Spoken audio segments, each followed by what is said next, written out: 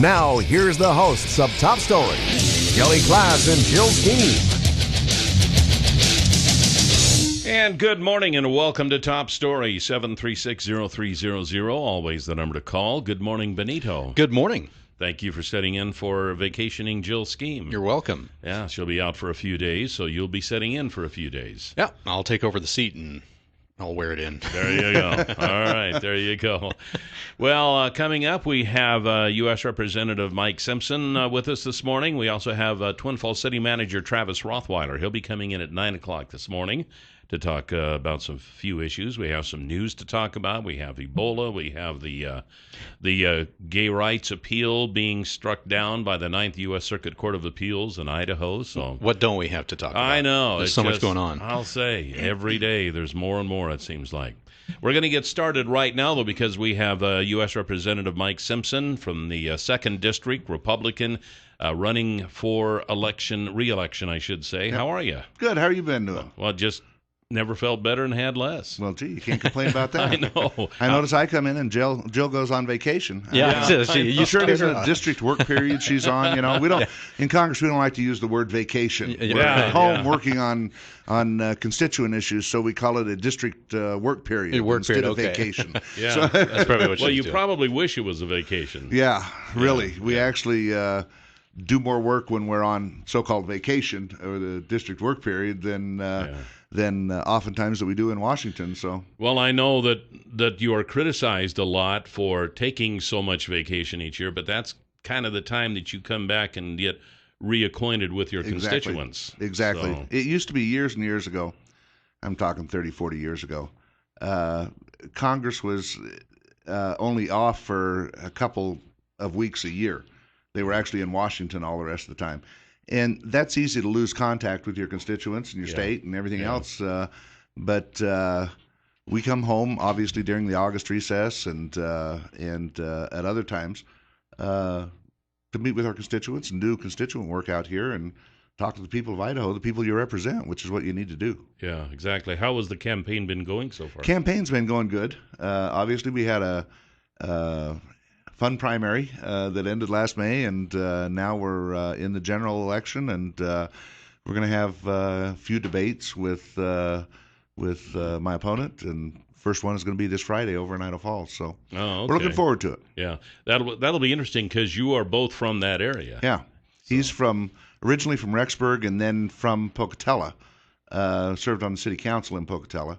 Yeah, and I'm originally from Blackfoot, now live in Idaho Falls. So we're both from southeast Idaho. Yeah, exactly. Well, since he has experience in the House as well as you, it's kind of more of an even pair as far as opponents as it has been in the past. So 16 years ago when I first ran for Congress, my opponent at that time in the general election was Richard Stallings, the same person running now. So it's kind of a deja vu all over again sort of thing. Yeah, there you go.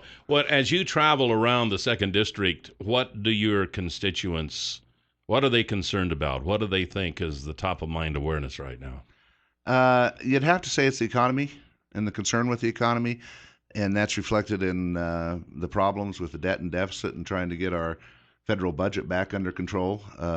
Those are general issues that everybody's concerned about. If you do polling and you ask what are the top issues, education always comes up as number one in Idaho, but that's more of a state issue than it is a federal issue. Yeah. But they're concerned about that. And then there are specific things that come up during the year, the disaster we're having with our grain because of the wet August we had and so forth. Those are obviously specific issues that those people, the grain producers, are concerned about and stuff. So it varies from area to area around the state.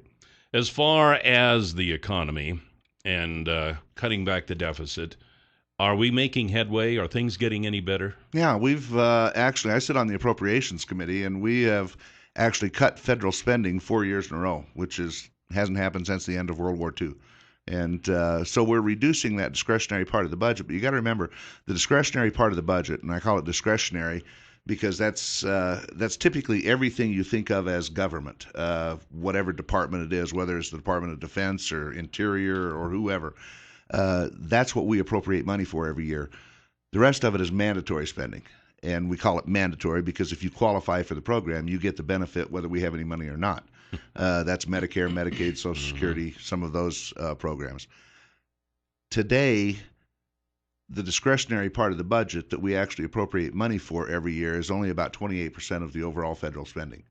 So we've been cutting that part of the budget, and the reality is if you're ever going to get the budget under control and get back to a balanced budget, you got to do two things. You've got to address the mandatory issue, the mandatory spending and how much we spend there, because it's growing faster than we can cut the other part of the budget. Yeah. And you have to do something with tax reform because you got to have a 21st century tax code instead of the 19th century tax code that we currently have.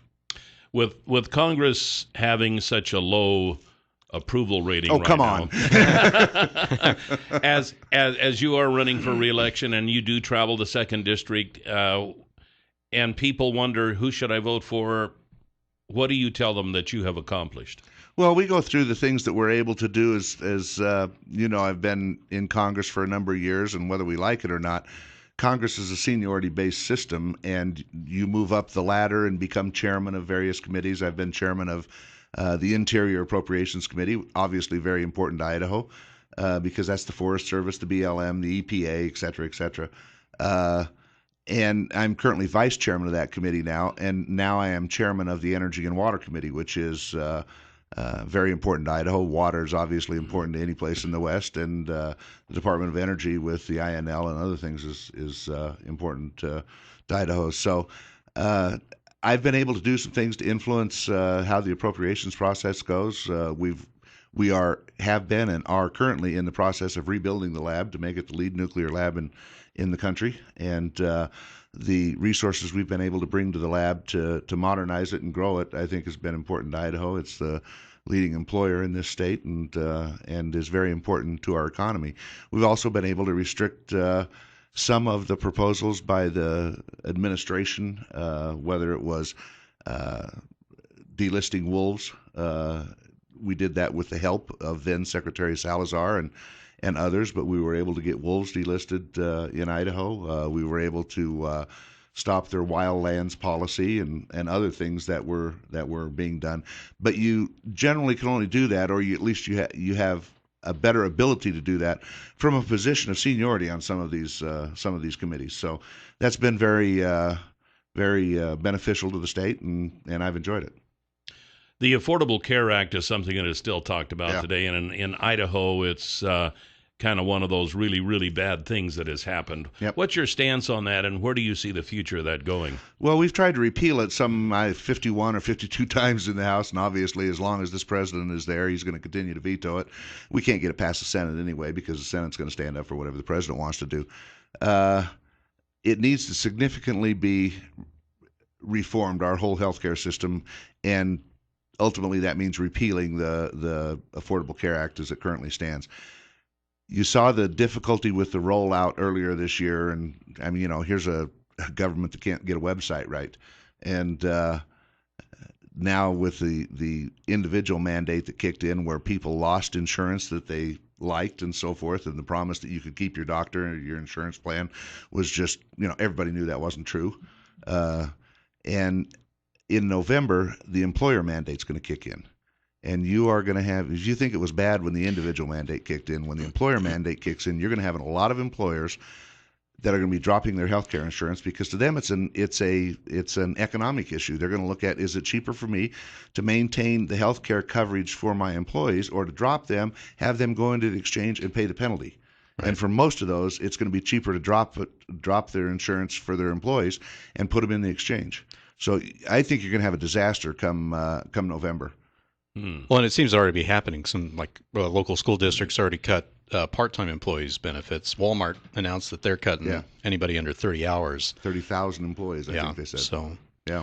So if we repeal it at this point, because there are a lot of people who are now depending on it, if it is repealed, could that cause more problems for the Republicans? If you outright repeal it, because it's been in effect now for 4 years or been being implemented for 4 years, then you're going to have some problems. What are you going to do with those people that had insurance prior to the Affordable Care Act that got dropped because their policies were not good enough, according to the Obama administration. Well, those policies are no longer available. So they've gone on to the exchange, and when they say they've got 8 million people signed up on Obamacare on the exchanges, well, many of those already had health insurance before. But now they're on the exchanges and so forth, and if you drop all that, they can't just go back and pick up their policies that they had before because those aren't offered anymore. So we've got to think about how we do this, and particularly repeal the mandate, the individual mandate that people have health care insurance, and then we need to reform the health care system that we had prior to this. They want to bring competition into the marketplace. Well, the best way to bring competition in the marketplace is to allow individuals to buy health insurance across state lines. Mm-hmm. You couldn't do that before. Yeah. You had to buy it from some insurance company that was offered in Idaho. I can buy my automobile insurance from somebody that's from Alabama or New York or whoever, but not your health care insurance. So if you want to bring competition in, allow competition to come in the healthcare market. And there are a variety of things that we can do to improve what was the healthcare system and make it better for the future. And those are the things that we've got to think through. It's easy to say we're just going to go out and just repeal it all and everything will be fine. It's not so much the case. Yeah. But we're going to repeal, I think, the most onerous parts of it, but not without something to replace it.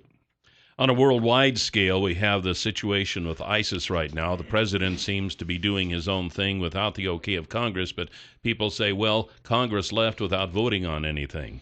So how would you vote if it were put to a vote today for us to go in and get ISIS? To tell you the truth, I'd want to hear the debate, but one thing I do believe is that Congress needs to debate this and needs to give the authorization. Now, an administration will tell you that they have the authority to do this under the powers of the presidency as commander-in-chief and to defend the Constitution and so forth and so on. Every president has said that. The last time, some people have said, well, why don't you just declare war if you're going to declare war? Because that's clearly the authority of Congress. We've declared war 11 times in our nation's history. Last one being against Romania during World War II. So in 5 different wars, we've declared war. When you declare war, it kicks into effect probably 30 or 40 other statutes, which you may not want to kick in. It gives the executive branch extraordinary authorities when you've declared war. So I don't think Congress wants to do that, and we haven't done it since the end of World War II. But we've had certainly things that people would call a war, Vietnam, Korea, right, et cetera, and those things. What Congress has always done, as the president has always asked... Hold that thought. Okay, we're going to take a break. We have U.S. Representative from Idaho, Mike Simpson, with us this morning here on Top Story, and we'll be right back.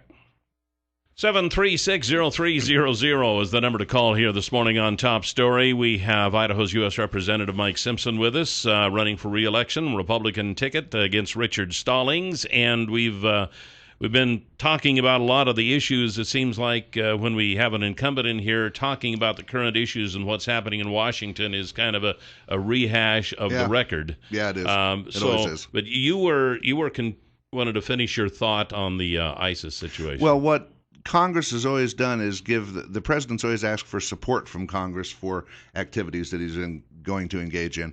And Congress has always passed an authorization for the use of military force, which is what we've done in a variety of different instances, actually stating all the way back to John Adams. The Congress the president doesn't think he needs the authority from Congress to do these things. He has that under the commander-in-chief designation and other things. And that's not just Obama. That's any every president we've had. Right. I actually think that they need authorization to engage in types of war, which would go less than war, but military activity and so forth. And I think Congress needs to debate this and get it on the table and decide whether is ISIS a real threat to the United States. If it is, then you do whatever's necessary to take it out. Yeah. Do you think it is an actual real threat to us here at home? I think it is a real threat.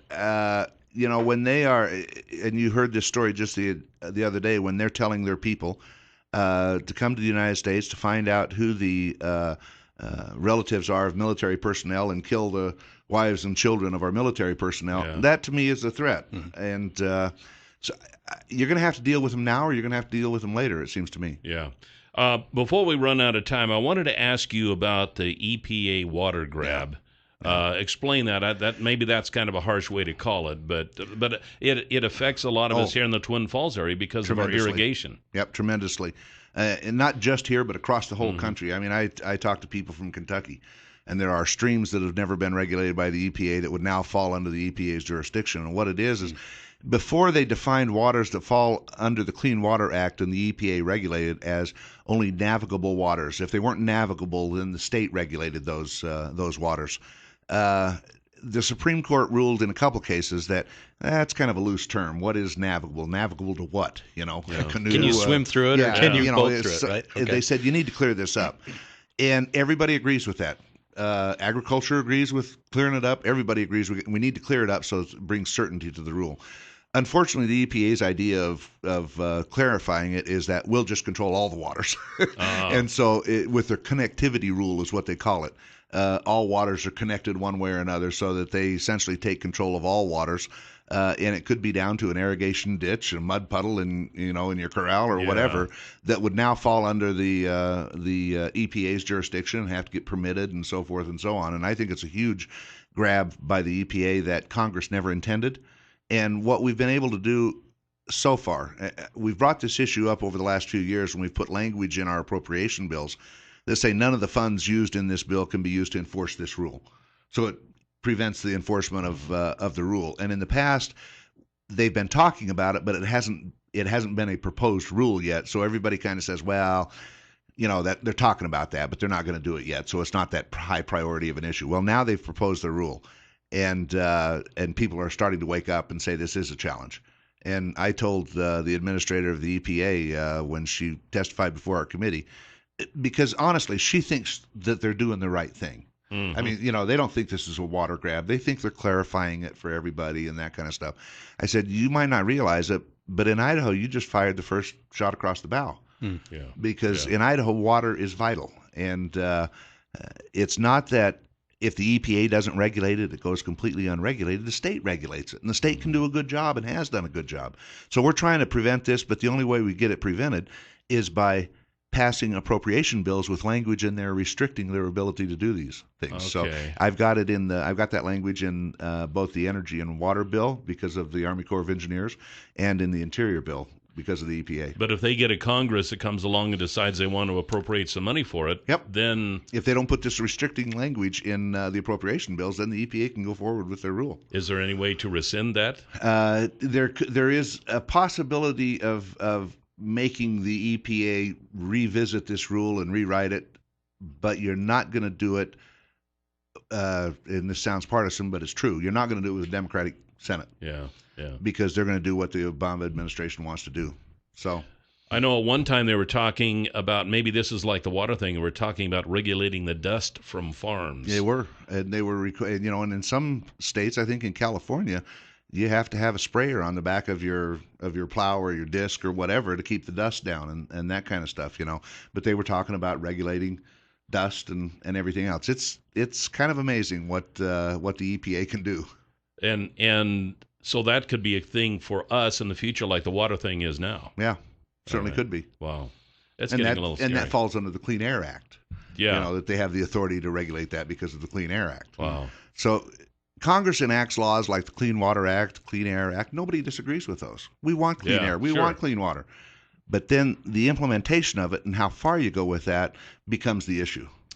Representative Mike Simpson, our guest this morning here on Top Story, District Number 2 on the Republican ticket, and we appreciate you coming in, Thank you. We'll see you soon. Okay. Good to see you again, Kelly. This is Top Story on News Radio 1310 KLIX.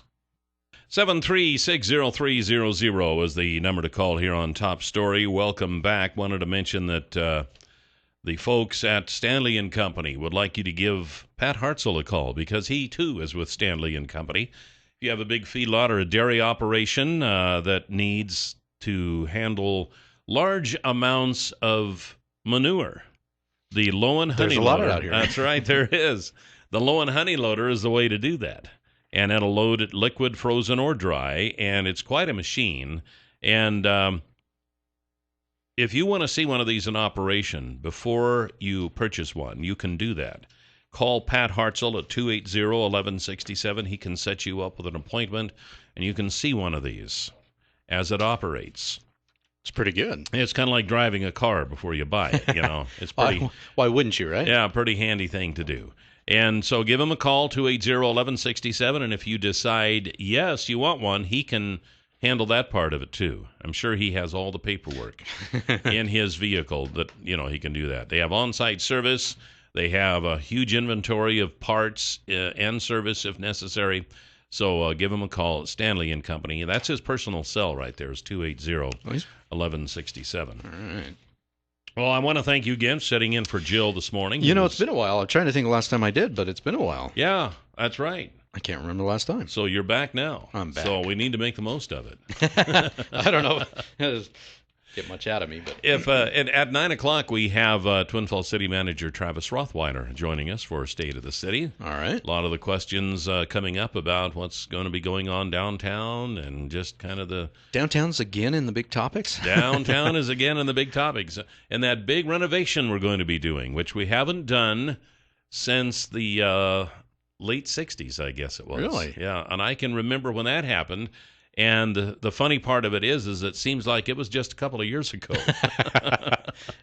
You kind of cut stuff out of your memory and shorten it, right? Oh yeah. It was quite a deal back then, and it'll be another big deal again. You know, it seems like every once in a while you just have to do that. You kind of have to clean things out and rebuild. Buildings get old. Well, and technologies, I think the buildings don't support the technologies that people That's need right. nowadays. That's right. You know, And like then- us here at the radio station. Yeah, You no look at kidding. And a lot of the, I guess, the water lines and stuff underneath the Yeah. old part of downtown are the old original 100-year-old water lines. Yeah. Although they don't seem to be the ones that are breaking. They're so maybe maybe there's something to them. I know. Let's just leave them in until they break, right? One of the big news items, though, just yesterday, of course, gay and lesbian couples in Idaho and Nevada can now get married. Right. Except in Nevada, I think a judge still has to issue some sort of order to actually open the doors on that. In Idaho, the Ninth Circuit said, go ahead. Yeah. Right okay. away. Anyways. And that's probably going to happen in Nevada. I mean, what are they going to do? They can't fight it at this point. But anyway, it was a federal appeals court declared gay marriage legal in both states just yesterday after the U.S. Supreme Court refused to take the issue at hand, which now makes sense as to why some of these decisions were lingering. They were kind of waiting to see what the Supreme Court did, which would make their job a little bit easier. Right. So at any rate, now I guess gay marriages are legal in Idaho, which is our most pressing concern right now. I don't know what else to say about it. I know many people in Idaho are against this, as am I. But I just want to say that whenever you say that you are against gay marriage, then those who are in favor of it want to label you as a homophobe, a racist, a bigot. You know, you are the worst form of scum that ever walked the face of the planet because you are against this. And if you are against it, as am I, that doesn't mean I don't like gay people. It doesn't mean I want to discriminate. It doesn't mean I want to do all these bad things. It just means that I believe in the Bible that God says marriage is between a man and a woman. That's why I don't agree with this, because it goes against God's word. I can't help that. If you want to argue that fact, you're going to have to argue with God, because he's the one who laid down that rule. Some of the nicest people I know are gay. I have gay friends. I just don't believe they can get married. If they want a civil union, that's their business. And I understand the legal ramifications. Well, if it's just a civil union and it's not a marriage and they have kids and da-da-da-da-da-da, then that causes all of these other issues. I realize that. I know that. And my heart goes out to them. I don't know what to say. But when the supreme creator of the universe says that this cannot happen, then he made that decision, not me, and I go on his side. Right. It's just the way it is. And I don't think it's over in the courts. I think our state leaders and national leaders are going to regroup on this. They may. I don't know what they can do. I don't think it's over. But it did leave the door open for the Supreme Court to rule on it later. But, I have a feeling it's going to go in the same direction. We'll be right back. 736-0300, the number to call. 736-0300, the number to call here this morning on Top Story. And Clearwater Power Equipment, you've heard us talking about them. They now have a store in Twin Falls after expanding from the Wood River Valley area. They carry Husqvarna and Echo. They have chainsaw. Do you have a chainsaw? No, I don't. I don't have anything for it. I don't have a use for it, put it that way. Oh, I guess that's right. Okay. I don't have a wood stove. I wish I did. Yeah. Well, this is chainsaw season, and the reason I know is because I can drive around and I see people hauling pickup truckloads full of cut wood for their stove. Yeah, I was in the South Hills, and people are just through the burn areas. Oh, They're cutting like crazy. I'll bet they are. You might need a new chainsaw. That's right. And that chainsaw, the Echo chainsaw, could come from Clearwater Power Equipment. And you can buy chainsaws in a lot of places, especially the big box stores, places like that. You go in and say, yeah, tell me about this chainsaw. And they say, well, you pull the string and it cuts wood. And that's about all they can answer. But if you go to Clearwater Power Equipment, they know how it's made. They know the parts inside. If it needs service, if it needs parts, they have the parts. They know what kind of gas works best in it. They know about the right lubricant and stuff like that. And because that's what they do. They sell these things. They also have leaf blowers. They know their machines. You have a use for a leaf blower. Yeah, I could probably use one of those. Okay. Well, Clearwater Power Equipment has them. So if you are looking for a chainsaw or a leaf blower or storage for your lawnmower this winter, get a hold of the folks at Clearwater Power Equipment at 252 Washington Street, or you can give them a call at 734-7767. Even storage. I never thought of storing the lawnmower. There you go. See? And I got a big one. I got one of those riding mowers, and I really don't have room for it. You're lazy. So I'm gonna have to do something. Of course, you probably have a big lawn, don't you? I do. Yeah. It's about 3/4 of an acre, actually. Oh, and we just have a patch. So. Yeah, cut it with scissors. Yeah, we could. Coming up, I want to talk about a story about a chimpanzee that could be granted human rights. What? Here in the U.S. We'll see what you think about that. We do have a caller, though. Top Story. You're on the air. Good morning. Good morning, Kelly. Mr. Simpson got out of there too quick this morning. I had a good question. Last night I was looking on a TV program I watch pretty regularly, and they had a thing they was showing there. Some of the committees in our government are charging, like if you get on a sub-house committee or something like that, they're charging $50,000, and then you're put on that committee.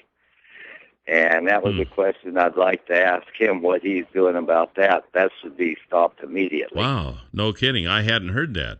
That is interesting. I wish I'd have known about that here. And you may be asking, well, why didn't I take calls during that time? And I have learned that taking calls for candidates like that, you only have them for a short period of time.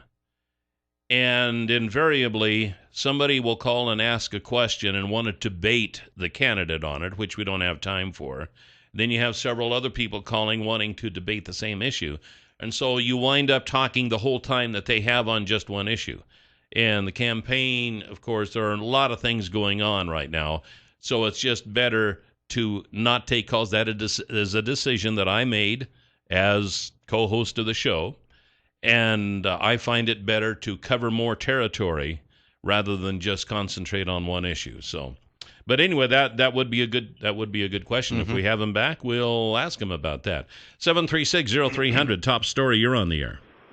I'm in favor of granting the chimpanzee human rights in our country.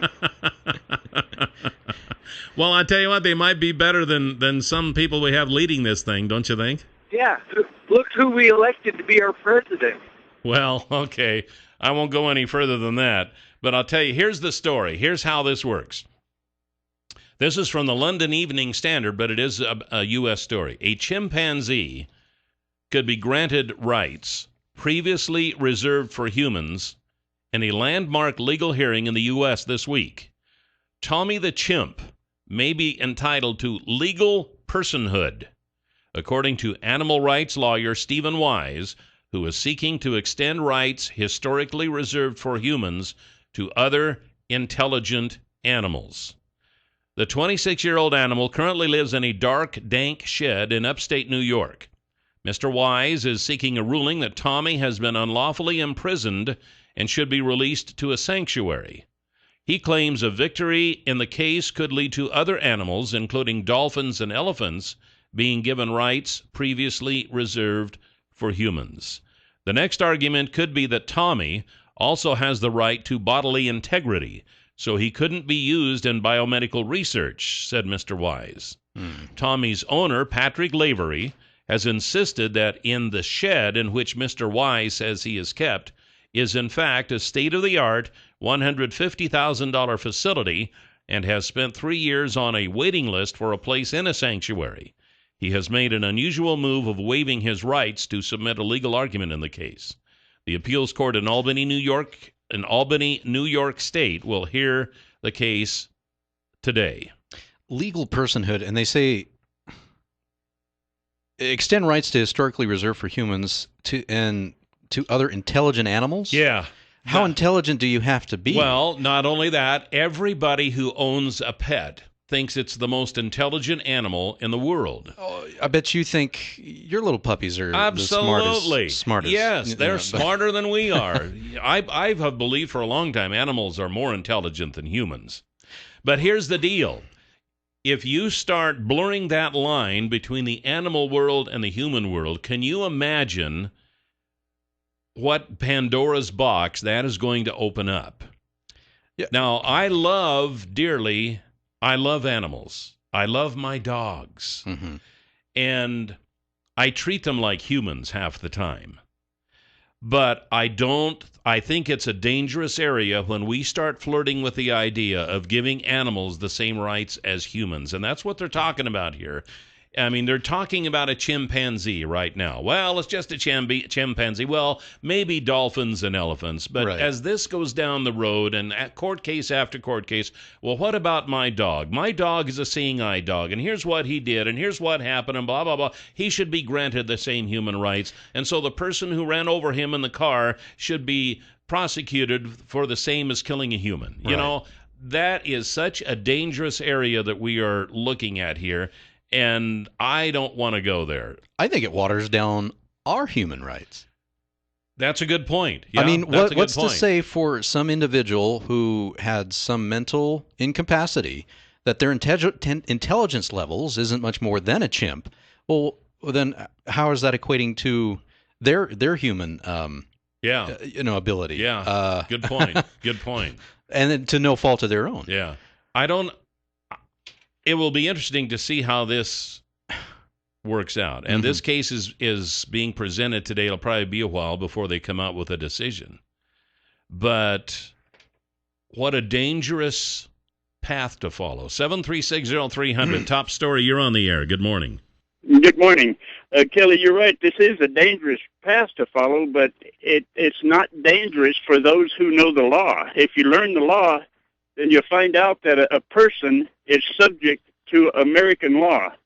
But a man who is not a person, according to man's law, is subject to God's law. That's the way it works. And it gets right back to this gay rights marriage issue. You have turned away from God's law and looked to man's legalism for everything you do, and by man's legalism, you make void the law of God.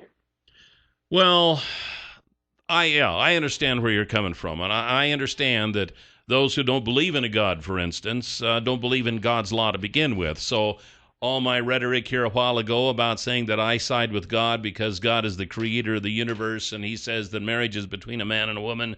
There are people out there listening right now that think, man, you are an idiot, you are crazy. Well, we got people saying that anyway. But, that has no bearing in today's world. We are a modern world now. We don't have to worry about all that. Secular world. All that. We're a secular world. We don't have to worry about all that mythological God stuff, Well, I still do. And I know that allowing animals to be on the same level as humans legally is a bad, bad thing to do. Imagine all the squirrels that will be filing charges. Well, okay, here's a for instance. You're driving down the road in the middle of nowhere, and an animal runs out in front of you, and you run over it and injure it or kill it. Mm-hmm. If it has the same, and I know you can say, oh my gosh, you're stretching it now. Well, maybe not. Down the road a ways, let's say it's a chimpanzee. Escape from his enclosure. Yeah, escape from his enclosure. Chimpanzees have the same the same legal authority as humans do. So you run over it and you injure it or you kill it. And, gee, what do I do now? So you call 911 and the police come out and they find that, well, you ran over the same as a human being.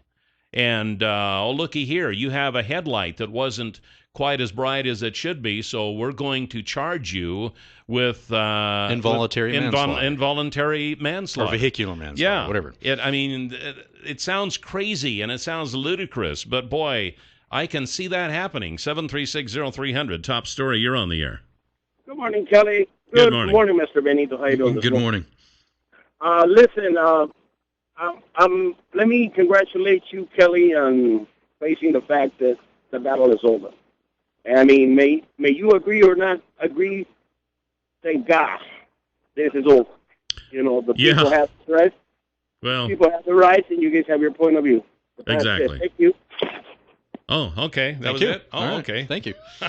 I thought he had something else to say, but apparently... No, yeah, it is a done deal, I think, anyway, at least in man's court, the gay marriage thing is a done deal. I don't know what else that can happen. I know what's going to start. I don't want to get off on that. Anyway, back to this human versus animal thing.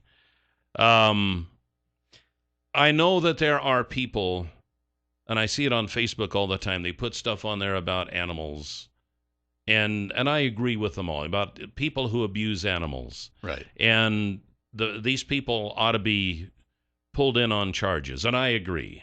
I agree with that. Every once in a while, they are borderline, like, we need to give animals the same rights as humans. And I don't know, what a dangerous precedent to set. And I wonder, too. And you're right, it kind of dehumanizes us. Right. In a way. Right. Well, and some people say, well, we're just, glorified animals anyways. But what if it comes to the point where you can't keep pets anymore because of that? Yeah. I mean, there are already groups that think right. that we shouldn't be keeping cows in a pen. Right. For human consumption. There are already those groups, and they're working hard to keep that from happening. Right. So this would play right into their. Yeah, you're absolutely right. You got farmers and ranchers out here that have cattle inside the fences and inside the corrals. If those animals are granted the same rights as humans, then you can't do that anymore. What are you going to do with them? Well, I guess you could just turn them loose and let them fend for themselves. I don't know. Right. What a bedlam that would be. Mm-hmm. This all sounds like a bunch of crazy talk right now. But we have found ourselves facing some of these things by laws that have been passed in the past, and all of a sudden now we're looking at this type of deal. I'm going to take this call here. 7360300. Top story, you're on the air. Go ahead. Hello? Yes. Kelly, you're right about them being able to prosecute you if you run over a squirrel, but they can't prosecute me. The difference is you're a person, I'm a man according to law. I'm a man because I don't carry the marks of your Antichrist or your beast. I'm free under God. And I, on the other hand, do? you carry the driver's license, social security card, insurance, vehicle registration, all the things that you're supposed to give back to Caesar. Well, even God says, render unto Caesar that which is He Caesar's, certainly and did. render unto God which is God's. But when he said that, he said, whose is this? He didn't say, whose is this coin? He knew whose the coin was. He said, whose is this image and superscription? So you don't have a driver's license. Do you drive? I run around in a car when I need to, but I don't drive, according to their corruption. I see. Okay. Well, I guess we could go on with that conversation for a while, but we're going to be back with Travis Rothweiler, the Twin Falls City, right after the news. And welcome back to Top Story, 7360300, always the number to call, and welcome Benito sitting in for Jill this morning. Thank you. Glad to be here. Been a while. Nice to have you. We have 46 right now. I was going to ask you, did you see the lunar eclipse this morning? I did. It was going when I was up, so Yeah. I just look up and I'm like, oh, there it is. Yeah, On my way to work. We have Twin Falls City Manager Travis Rothweiler here, too. Did you get up and see it this morning? I did. In fact, my son is doing a experiment and observation in his science class about the phases of the moon, and so we were able to wake him up and take a look at the lunar eclipse, and that was pretty cool. Perfect. So, and it was a blood moon, too. It was. With the refraction of the dust and stuff Yeah. so far. Well, now, Chris Anderson from CSI says that that's just a name that was put on it here in the last few years by somebody who had written a book or something, or some journalist. So, and if it was some journalist, I mean, Yeah, who get journalism? Yeah, journalism. Well, I kind of got the impression that they're all blood moons, when Right. when it does that. Yeah. When it does that. So, yeah, I would have loved to have gotten a picture this morning, but alas, I had to get to work. But I did look through my 15 power binoculars, and he said if you look right next to the moon, which you can't normally see because it's too bright, you'll see the planet Uranus. Oh, really? Yeah, and so I saw 3 bright stars, one to the right, one to the bottom, one to the left. So I'm pretty confident one of those was Uranus. Very cool. So, Very cool. Yeah, just a light dot is all it was. Huh. But at any rate, we do have Twin Falls City Manager Travis Rothweiler with us this morning. Good morning, sir. Good morning, and thanks for having me. How are things in the city? I think that things are going okay. Obviously, we're starting to take a look at some different things. We want to continue to take a look at the water line issue on Washington Street to determine those causes.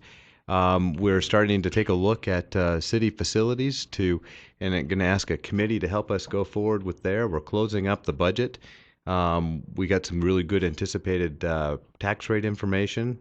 So things are looking pretty good, and they're also still pretty busy. It's one of those things that are going to continue probably through as we get our planning phases and then upcoming construction year for spring of 2015.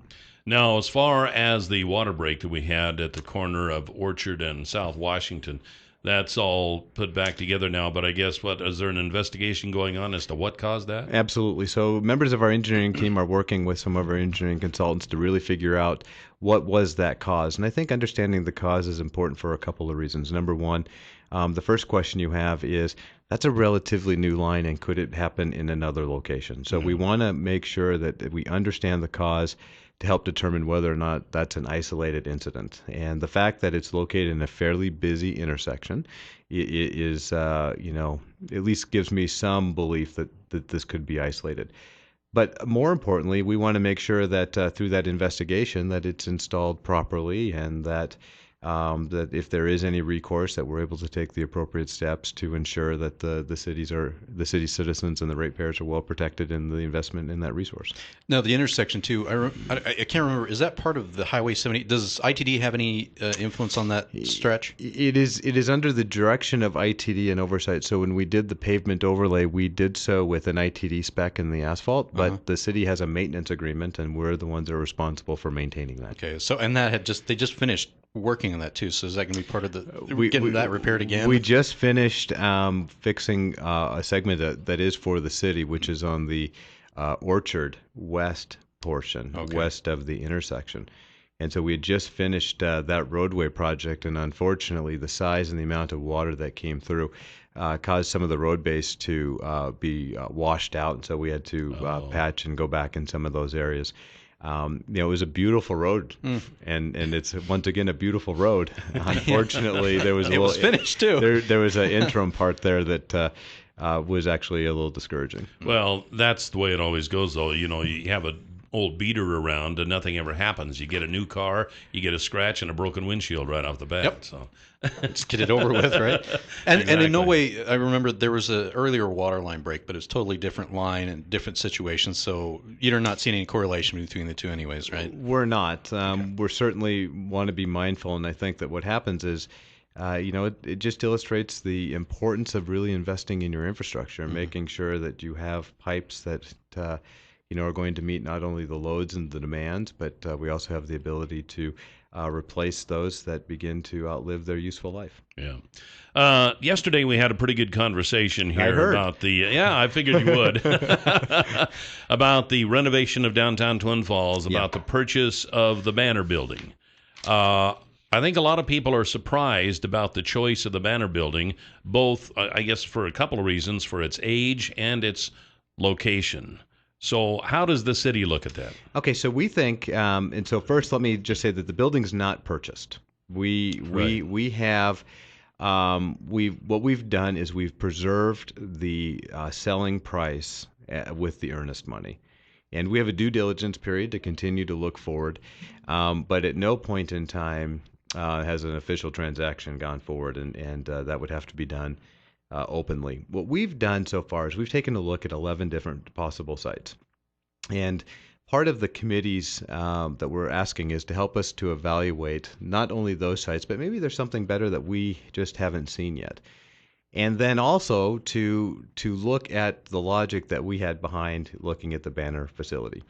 And when we look at that Banner facility, we first wanted to make sure that, is it going to be a place that you could renovate? Is it a place that you could use as a potential city hall? So there was some investigative work that had to be done. And so that was why we spent some money, about $5,000 for structural engineering, and then some,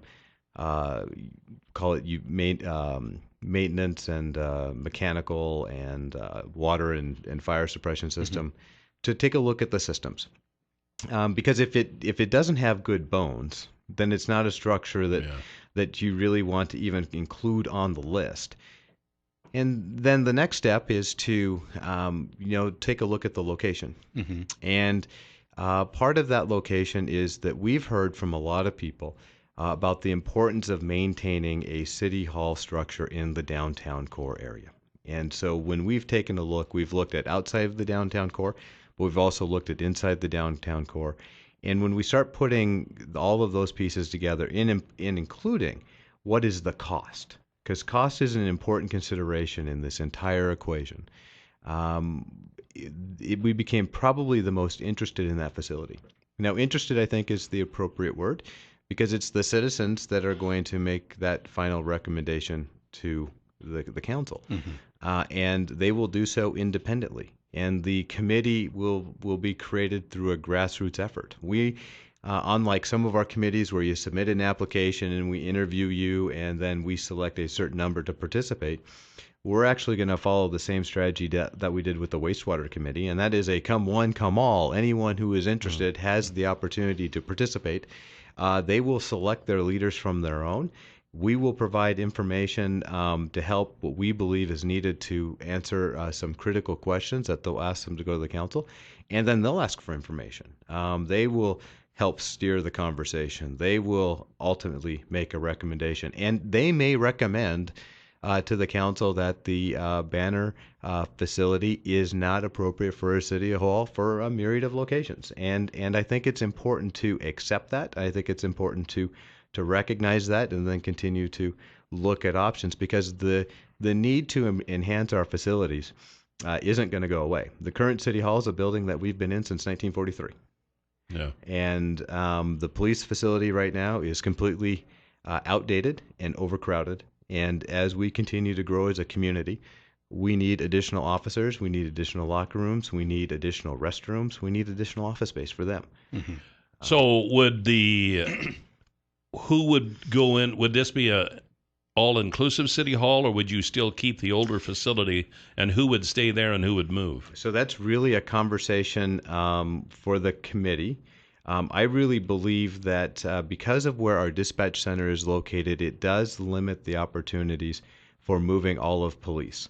And so if we were doing this in a vacuum, which would be the wrong way to do it, the City Hall right now would become a public safety complex where it would have police, it would have fire so that we can maintain the dispatch, but we'd give the police department the opportunity to grow, build an operations center and administrative center, create an environment that was much more secure for our officers, because I think that we can all account the horror stories of state police officers up in North Idaho, the incident that occurred in Moscow.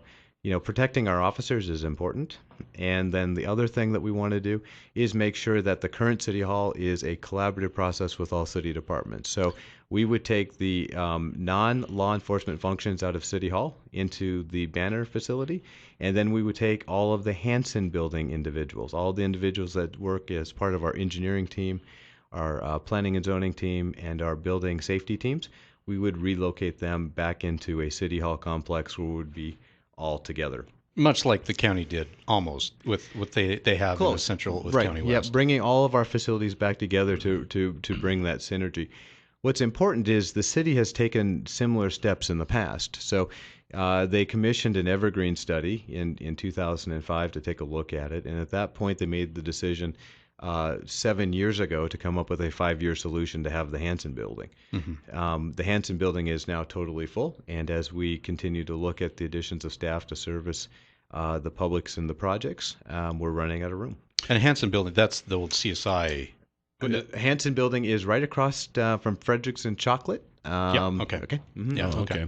A lot of people are questioning the money that's already been spent on the Banner building, which brings up the question, if those costs are necessary for that, could the similar costs also be made for some of the other facilities that you're interested in that could There very well could be some costs. Obviously, one of the things that we're concerned about is price escalation.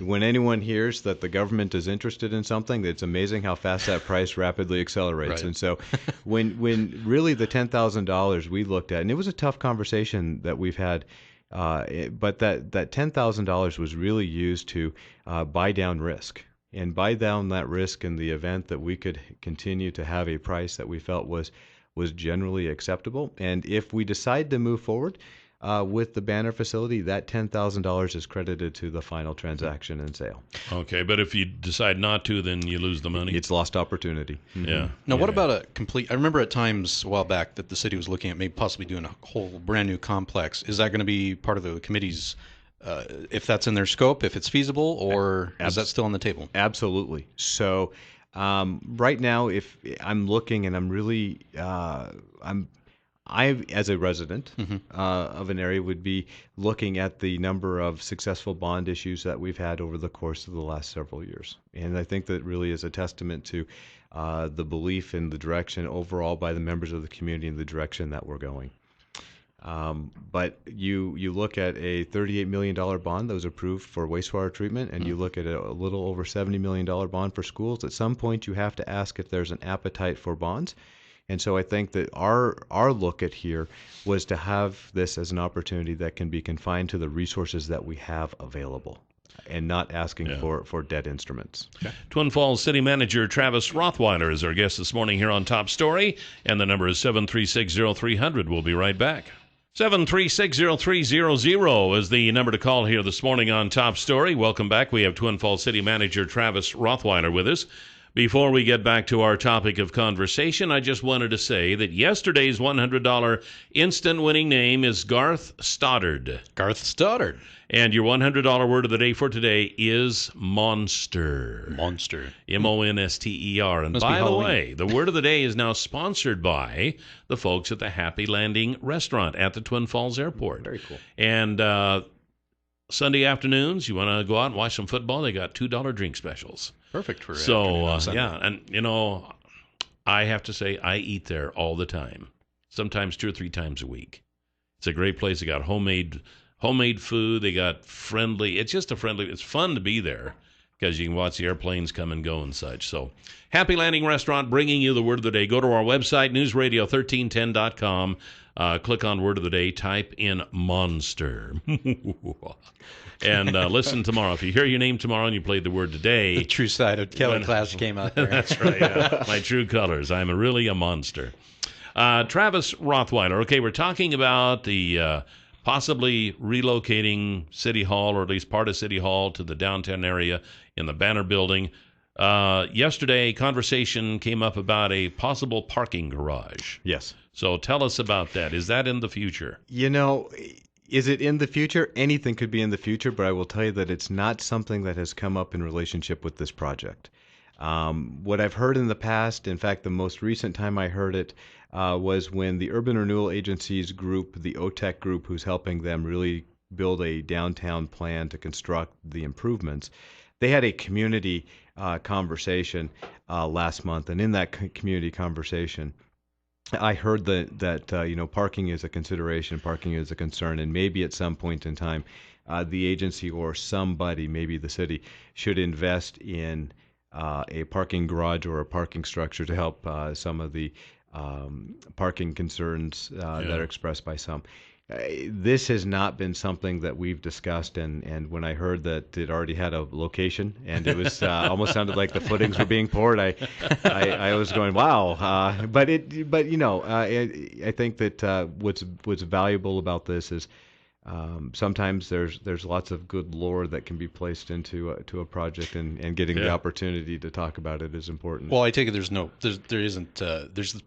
certainly the opportunity to build one privately if some business wanted to, but I don't see how you make money off of it. Oh, absolutely. But if someone approached us tomorrow and they said they wanted to build a parking garage, I think that certainly give them my number. I would be all ears. Right. But $50 per hour for parking, right? Well, they're expensive to build. They're very expensive to build. They are handy, though. I mean, when you go to Boise, you go to downtown Boise. Well, and that appears to me, anyway, being the poor dumb farm boy, appears to me like if there were a case for a parking garage, that might be it. It could be. Building it on the location where there's already a parking lot and going up another 2 or 3 stories. Or down one.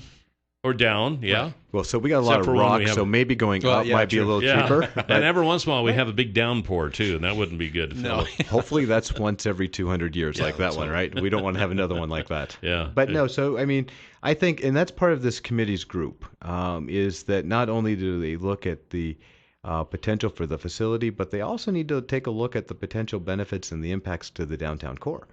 And I know that some of the callers had some really good comments, and they also had, I would say, some very legitimate concerns. And anybody who called in yesterday, and I was hoping that Jill would be here to be able to extend the invitation to her, but anyone who called in, and Kelly, certainly whoever, if they want to participate in the committee, that is really helpful. It's a good vehicle.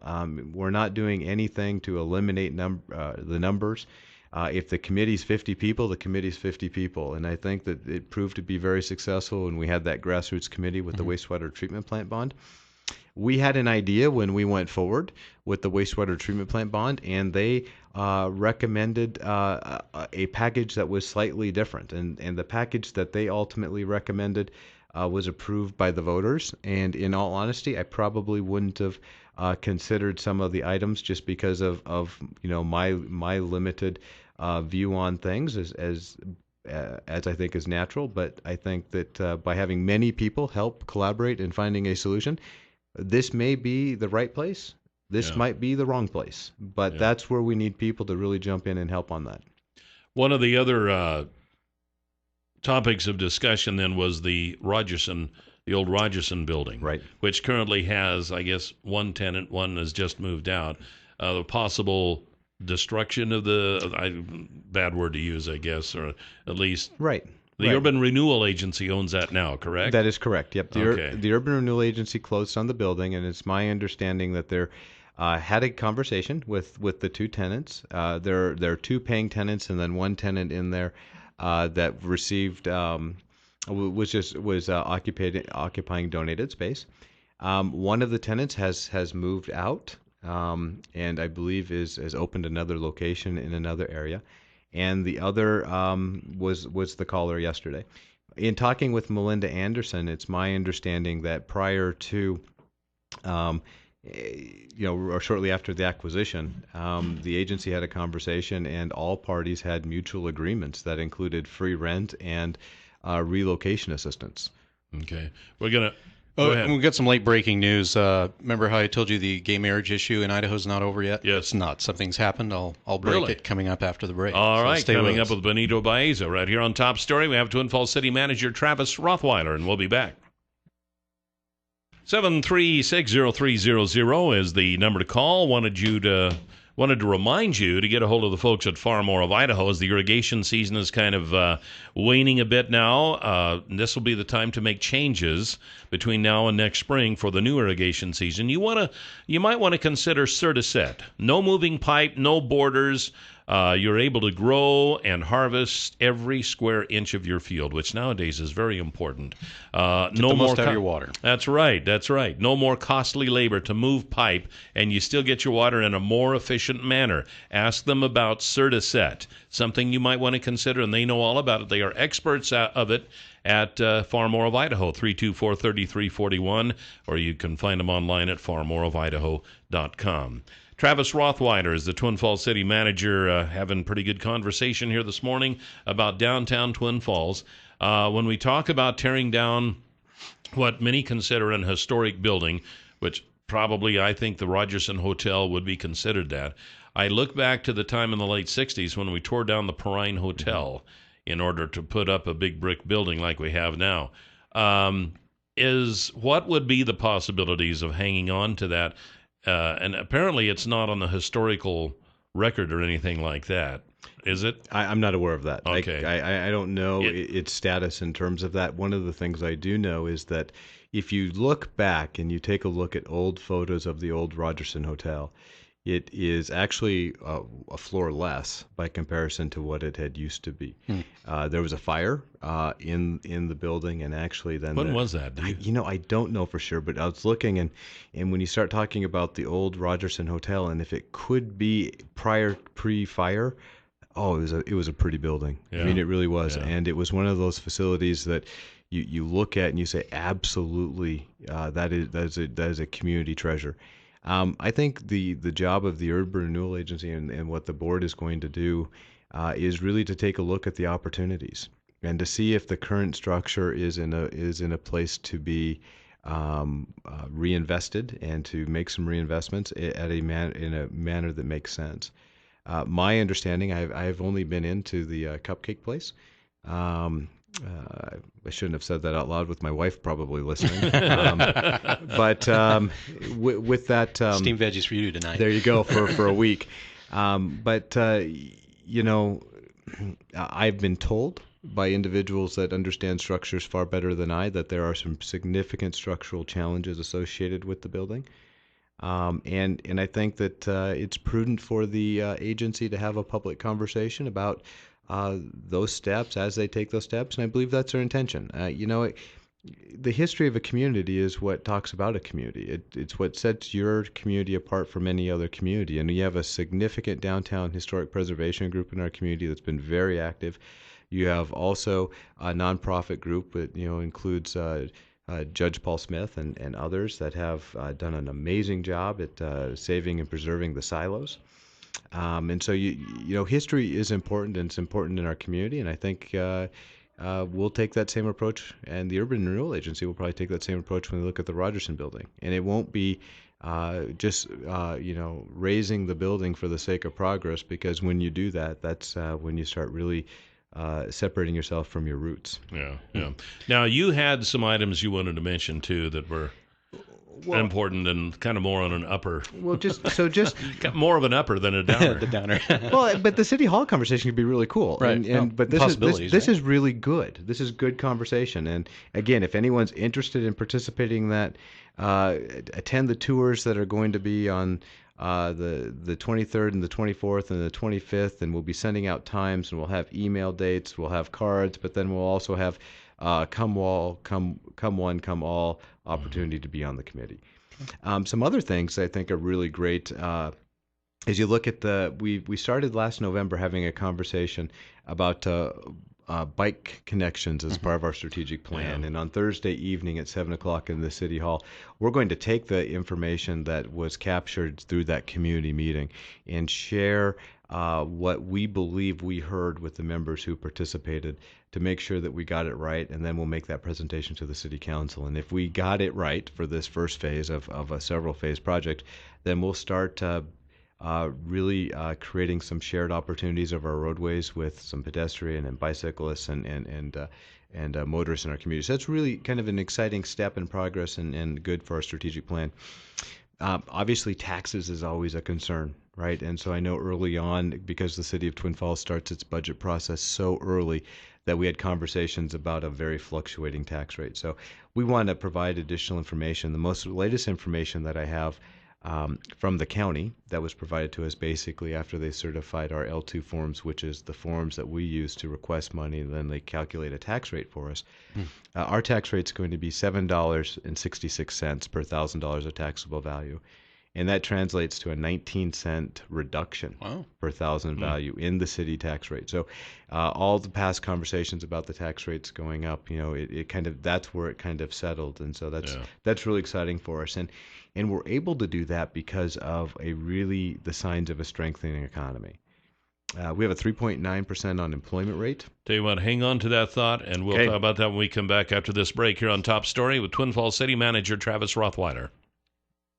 736-0300 is the number to call before we get back to Twin Falls City Manager Travis Rothweiler. We have some breaking news. Yeah, the Supreme Court answered an appeal by Idaho. The court issued a stay effectively blocking same-sex marriage, which was set to go forward today. The order was issued by Justice Anthony Kennedy this morning in response to an emergency motion Idaho filed at around 5 a.m. They say that citing a potential for chaos, confusion, conflict, and uncertainty, the state petitioned to recall the Ninth Circuit Court's mandate that the ban on same-sex marriage be immediately overturned. The Ninth Circuit Court order reading the mandate shall issue forthwith was issued hours after the court released a ruling that Idaho and Nevada's bans same-sex marriage were unconstitutional. So it's halted. It's interesting. Right. So it'll continue a little bit longer. I think the outcome is probably going to be the same. And they may be just buying more time. I don't know. Yeah, interesting. All right, thanks, Benito. Appreciate that. Twin Falls City Manager Travis Rothweiler. Okay, for the break, we were talking about how the city is doing and the unemployment rate, and we've kind of had a building boom here. We have. So the unemployment rate, is at 3.9%, and most economists will tell you that full employment is right around 5%. So that's a really good sign for our community. Our building department and planning and zoning departments have been very busy. This year, we measure everything in fiscal years at the city just because it works better with our budget. And if you take a look at the revenues that were collected and the permits that were issued, it is the fourth consecutive year that we've increased the number of single-family permits over the previous year. And it is the first year since 2008 that building permit revenues crested over $1 million in collections. So all of those activities really are beginning to point towards signs of increased activity. There's more commercial activity, and obviously we're moving forward with a continued review of our economic development strategies.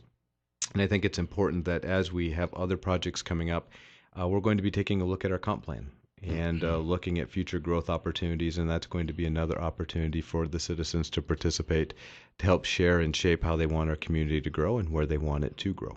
And I understand the comp plan to be very organic. It as time goes on and things change, it changes too along with that to kind of steer in whichever direction that we see we're going. Right? That's right. So, and what you want to do is you want to have the best plan moving forward, and it needs to be built by the citizens. Mm-hmm. We have a caller. Top Story. You're on the air with Travis Rothweiler. Great. Hi, I wish I had something to pertain to this, but I just got breaking news that our Ebola patient died. Oh, really? The one in Texas? The one in Duncan. Texas? Yes. I'll be darned. Where did that come from? I got it off the Blaze. Okay. All right. Interesting. All right, thank you. How about that? Yeah, that doesn't pertain to this, but it is interesting nonetheless. Well, Mr. Duncan, who was the Ebola patient in Dallas, has died. That is... So.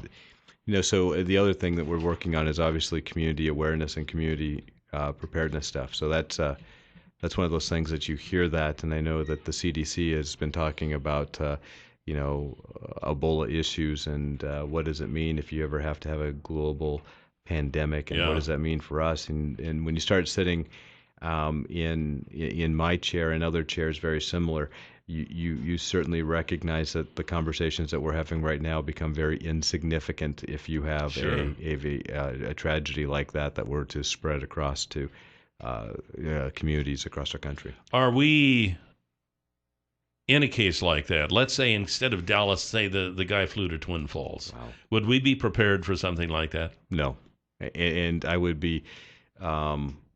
I mean, I'm certainly that, and that's probably a great conversation for St. Luke's, and they may be far better prepared than I realize. But as just speaking on behalf of the city and the organization, I think that not only is there a medical issue and concern that is very real, but in addition to that, you have a significant elevated public concern that, is this going to happen to me? Is this going to be happening to my community? Is my community safe? And that is an area that if that is the city's charge and responsibility, we're not prepared for that. Yeah. Right. And then again, it goes back to the conversation. What can you be prepared for? I mean, there are some things that could happen that even monetarily you could never be prepared for. That's true, but I think that one of the things, especially when we've had, of course, the last few instances, we've found that we can be more prepared than what we are. Mm-hmm. Yeah. And so we're looking at the ability to do mass notification. We're looking at the opportunity to notify individuals through a series of methods that even if they're not a resident of our community, but they just happen to be passing through. So we're still exploring those. We owe a response back to the city council in having a conversation about community awareness and community conversation and community preparedness, and we're preparing that to go to the council yet this month. All right. We just got a few seconds left. I wanted to go back a little bit to the planning meeting for downtown Twin Falls. Yep. Do you have to be a resident of the city in order to be in on that committee? I don't think so. And the reason I say that is because I think that the more hands on deck that have a conversation, the better. We are a urban center, and as an urban center, we have mass influx of individuals, upwards of 25,000 every single day. Mm-hmm. And Twin Falls may not be their home, but it's the Magic Valley is our community. Yeah. And I think that to create a quality community, we need to open and exercise that and move that forward. Well, and you have people like me and Jill who live outside of the city limits, but Twin Falls is our town. That's right. So, I would feel like it would be cool to be able to participate in something like that. Yep. So we are out of time. Twin Falls City Manager Travis Rothweiler, we appreciate your time. Thanks. I appreciate it. And we'll see you in again. Sounds great. And it's time now for the Huckabee Report, brought to you this morning by Waddell & Reed. You can hear the Huckabee Report each weekday at this time, brought to you exclusively by Waddell & Reed. Laura Nelson, Josh Funk, and Steve Stanger are the financial advisors at 736-6563. So I ask you want to go into a store that has kind of a different inventory every day. Right. What would that be? I don't know. How about a pawn shop? Oh, yeah. Yeah. Well, the folks at Canyon Pawn, it's the newest pawn shop in Twin Falls. Oh, that's right. Been open for a few weeks now. And nice, brand new stuff inside. I mean, they redid the store. They got beautiful cabinets where they keep all the guns. They've got new stuff on the shelves and still in boxes. They got used stuff. They got pawned items. It's just a fun store. They're located right across from Will's Toyota on Shoshone Street, and they want you to come on in and say howdy and find something you can't live without. And you need a little extra money, take something down there that you can pawn for right now. All right. 933-2600 is the number to call.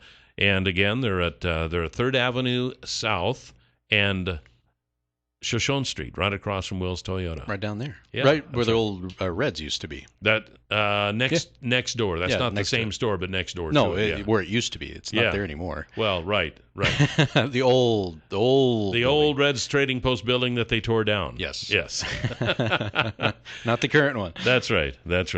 One thing that Travis did mention that I forgot to ask him during the interview, there's been a lot of talk about the county offering the city for free the old clinic building. Travis said that was not the case. It wasn't offered on a free basis. It was actually it was quite a bit. So he said if they'd offered it to us for free, that would have been a different conversation. But a lot of people wonder why the city didn't latch on to that with that kind of a deal. Well, that wasn't the deal. So At any rate, I told Travis, I said, hey, we got to have you back because we got more stuff to talk about that. We got to talk about the airport and such. There's just a lot going on. He said It's he'd been- come back anytime. So want to thank him for taking the time to do And that. City Council's always here every week. So Yeah, that's right. Now, the latest news is that Idaho still has a ban on gay marriage. they do. At least reinstated this morning. They asked for an appeal. Appealed it. The Supreme Court granted it and said, okay, halt it. So Yeah. gay marriage, it won't happen today in Idaho. Yeah, right. Okay. Well, probably more on that coming up at the top of the hour and throughout the day. Yep. Thank you, Benito, for setting in for Jill today. You're welcome. I'll be here tomorrow and the day after, and Very not good. the day after. Which will be a Saturday. It'll be a Saturday. You can come in Saturday if you want. No, thank you. I won't be here. No, I won't either. Tomorrow we have Kelton Hatch from Idaho Fish and Game. He's always fun to talk to. Hey, it's that time of season, too. It is, absolutely. So we'll see you tomorrow. Have a great day. Goodbye, Benito. All right, adios.